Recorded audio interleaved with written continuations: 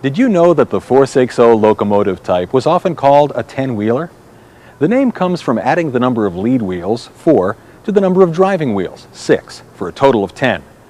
Now let's take a look at the role of the 460 in American railroading, and along the way we'll find out a little more about prototype locomotives.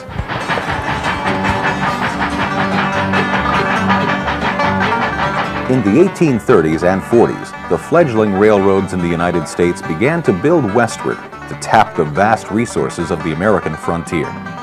These early efforts at expansion soon ran up against the imposing slopes and deep river valleys of the Appalachian mountain range. The steep track grades and twisting roadbeds necessary to cross these formidable barriers heavily taxed the railroad's small motive power. To meet the need for more tractive effort, the locomotive builders of the day began to design and construct larger and heavier iron horses. This in turn led to the use of lead trucks and more driving wheels on locomotives so as to spread the heavier locomotive weights more evenly over the lightly built rights of way.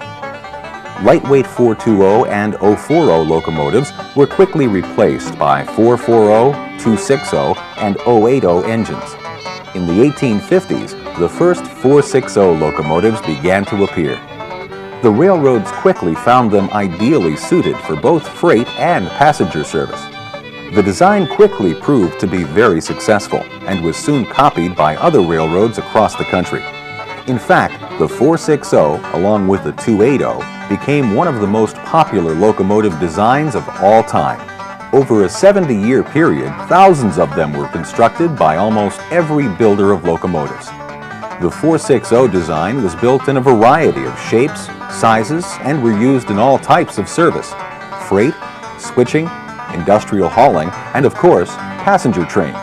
Like consolidations, 460s were the go-anywhere, do-anything, maids-of-all-work workhorses of the railroad industry.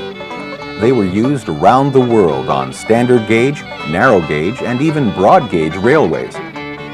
Bachmann's 460 is a model of a Baldwin Locomotive Works design that ran on the Eastern Tennessee and Western North Carolina railroads from 1911 until the cessation of operations shortly after World War II. The ET and WNC, or Tweetsie as she came to be affectionately called, rostered 6 of these powerful little locomotives, and they performed freight, passenger, and switching services over their lengthy careers. The Tweetsie 10-wheelers were fairly modern locomotives by narrow gauge standards, being equipped with Walschaerts valve gear and steel cabs.